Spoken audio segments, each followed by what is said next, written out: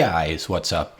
Welcome back to Stormworks. We are in the workbench working on our submarine once again, and in this episode we are going to be kind of working on some of the sensors and the conning tower and that kind of good stuff. So that's kind of what we got planned for today. I have a really fun idea for the conning tower. Kind of excited for you guys to see what that ends up being, but for the meantime, we're just going to start getting some sensors placed and some pipes placed, and I'll talk about what we're going to do with the space above a little bit more.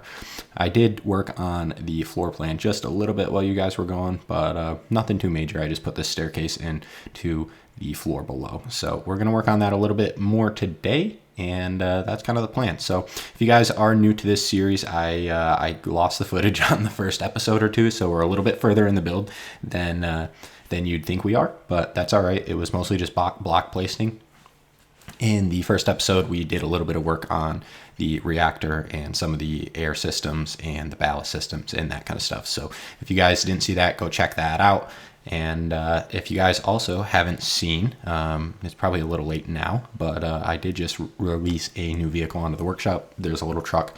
I didn't do any videos or anything like that about it, but you guys probably see a little bit more of that later. And then also we have an event going on, which probably a little late. We might do more sessions of it, but we have like a PvP event going on in our Discord this weekend. So if you guys haven't seen that, definitely check out the link below. But I'm going to quit yapping. We are going to get into the time lapse with this one. I've got quite a lot of block placing to do in this one. And we're going to start off right here with the first airlock. So we're going to go ahead with two different airlocks with this kind of section in the middle. Now we're going to wall them off separately, but we are going to have to make space in there for a camera, and you guys will see that a little bit later in the episode. But basically we're just going to make obviously a retractable periscope for the camera and whatnot. It is a submarine. We need a periscope, but we're going to have a couple different periscope options. The other one is going to be like this floating balloon that you can deploy from underneath the water and then go well above the water level.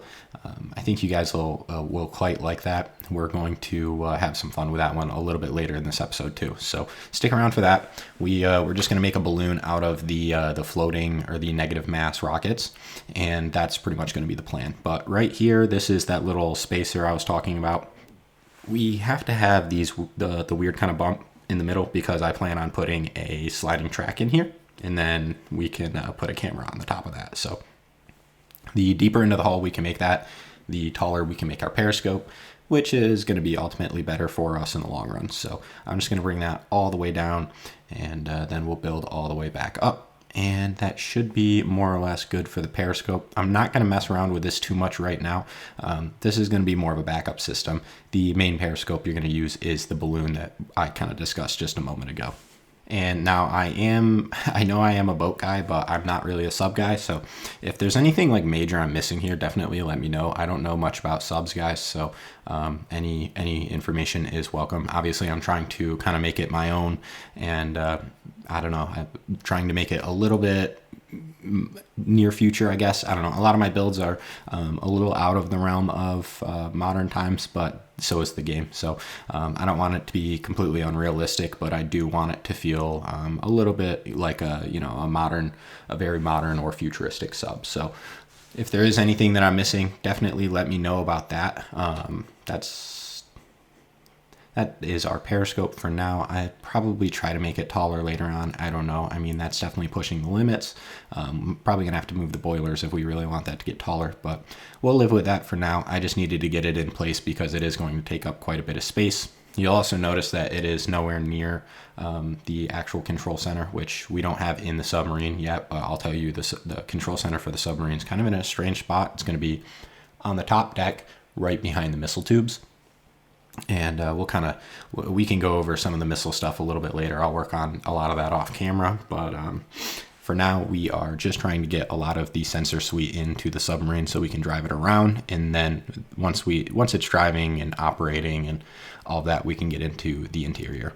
And the interior I'm really excited about. I mean, I usually toot my own horn. I'll just say I usually do a pretty good job on the interior, and the subs are really fun because they're so cramped. That being said, I don't really know, other than just, the common needs of an actual ship crew, what else I should put in the submarine. I also I'm not super familiar with the sensor suite and that kind of stuff that they have.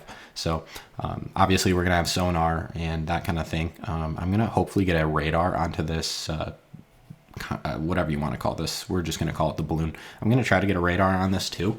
That way when it's above the water, you can see aerial targets a lot easier. But other than that, I don't really know what I'm doing, and I don't have too much experience with submarines. But this is the point in the build where we're going to make it float. So if you guys aren't familiar, these are some XML blocks. I got this off the workshop. You can look for it yourself. It's just negative mass. Go show that guy some love. It's just some negative mass rocket boosters. Now how this works is you make the fuel negative, and that changes the mass of the rocket to be negative, and you can see now the platform is floating.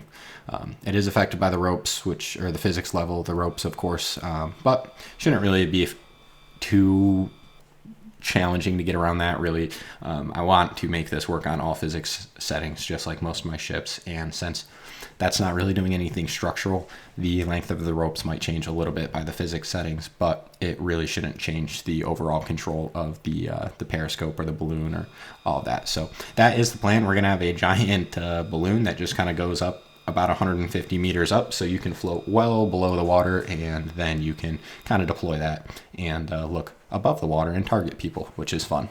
Now, it is a submarine, and those are connected by ropes, so we do need the backup. That's why we added the Periscope. I do want to show you guys this real quick, and let me slow down the game just for one moment.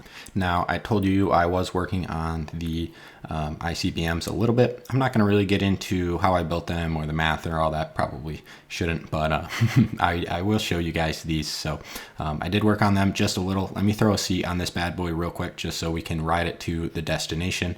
And just also keep in mind, guys, these are not completely done. This is just kind of a work in progress. I wanted to show you guys this. So we gave it some coordinates, and there is a delay to the launch. I did that intentionally so the tubes can open, and there we are. We're off and away, and you'll notice it'll kind of just do its own thing. The flight path is a little wonky, but the nice thing about it is it does not really care what orientation you launch this in. So you could launch it off of a wing if you really wanted to, and it would still technically work. Now, it does have a strange flight path. It'll cruise at about 2 kilometers in altitude until it gets about 3 kilometers to 5 kilometers out from its destination. Once it gets out to its destination, you're going to see it kick way up in altitude and then come top down, kind of javelin style. So a couple different ways I did that. Again, I'm not going to get super into the logic on all that. If you guys are good with logic, you could figure it out. It's not super complicated. And then you can see right now we are entering the pitch up stage, and once we get within 2 kilometers out, it'll start pitching down directly towards that target. And right now we are just on a set path headed towards that target, but it is searching with a radar, and it will switch to a radar. So it does have a search radar on the front of it. Once it starts coming top down, it does have the ability to turn that on and then switch to targeting info from the radar. But yeah, that's pretty much that. I'm not going to get too much further into that. We'll get back into the build.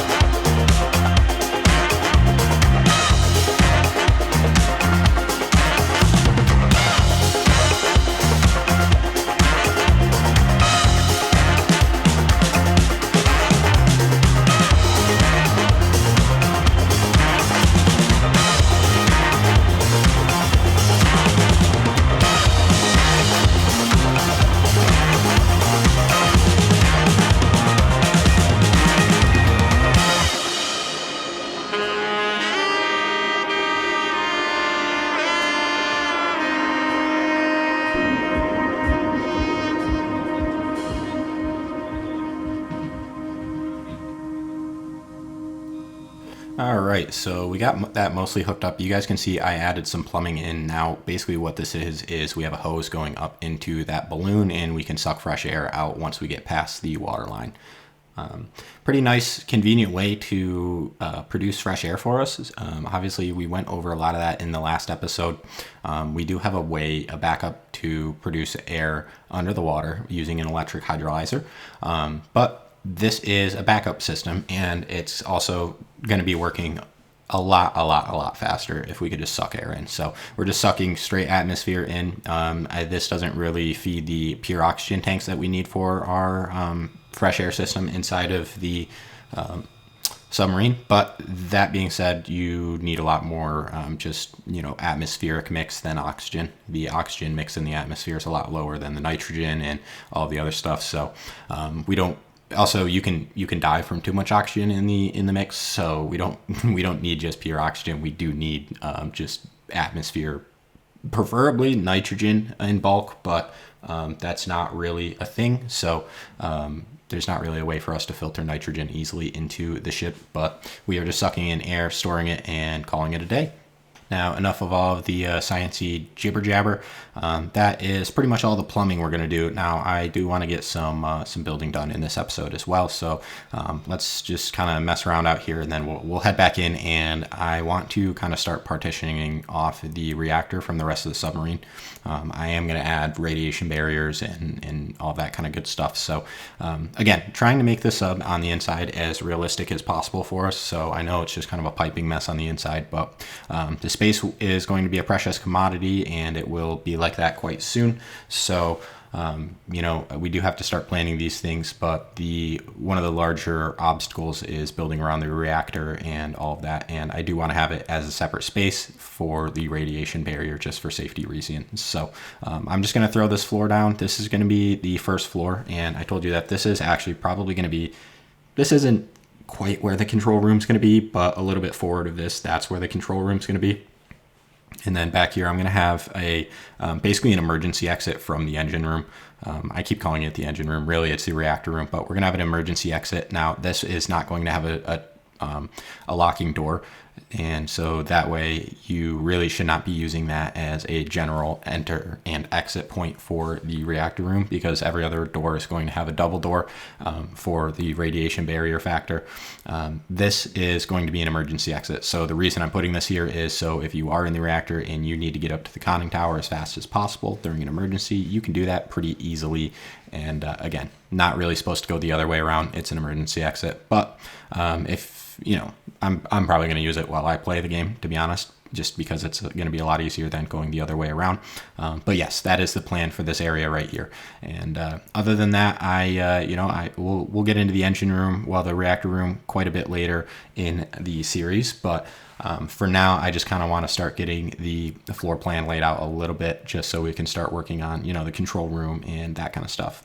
But before I do that, I need to figure out access to the conning tower and separation from the reactor room. So that is pretty much what all of this is. This space right here is kind of just going to be treated like a landing, almost like a lobby, which is funny. It's a submarine. There's not going to be a lobby. There's no space. But this floor up until the missile tubes is going to be probably the most spacious part of the submarine. It's going to be a little bit more open concept, a little bit more closed off, or less closed off. This part, like the control, not this part, but where the control room is and whatnot, it's going to be a little bit more open concept. And then the rest of the sub, you're going to get really cramped, and you're going to get a lot more of those uncomfortable, close, kind of hugging walls, touching, rubbing things interior. And that is the part I'm really, really excited for. I usually do pretty cramped interiors, but subs are a different level of cramped, so I'm pretty excited for it. And I just got this little goofy window here. I don't know why. We'll probably add some windows to cover it up. That needs to be a sealed separate space again for the radiation, just in case the reactor does leak. And we'll also, we'll get into it in a couple episodes too, but it'll be fun because this thing's going to have all sorts of realistic stuff at port too. So you will be able to siphon all of the liquid out of the reactor and replace it without leaking any air into the atmosphere. I'm going to add filter systems for that and that kind of good stuff. But this is the general floor plan. We're going to have another exit or well, I guess entrance down here to the floor below, which is mostly just pumps, a couple radiators, and then like ballast controls, that kind of thing. And then right here is really just going to be, it's just kind of, I guess, be like a control room really for the reactor room. But that is not necessarily permanent. I will say a lot of this will change as usual, as with a lot of my builds. But for now, we are just working on getting some walls in. And I've been yapping on for quite a bit. This is just about the end of the episode, guys. We're not going to get too much more done. So if you made it to the end, thank you so much. The support always means a lot. And you guys have just been really killing it lately, so I appreciate it. I'm still working on the flying carrier. You guys will get another video of that next week. I'm hoping to get that on the workshop in the next 2 weeks. So don't hold me to that. Life is busy, but hopefully I can get that onto the workshop in the next couple of weeks. So anyways, guys, that is all I got for you guys in this episode. If you made it to the end, thank you again so much for watching. I really appreciate it. If you like this build, don't forget to hit that like and subscribe button. I will catch you all in the next episode. I hope you all have a wonderful rest of your day.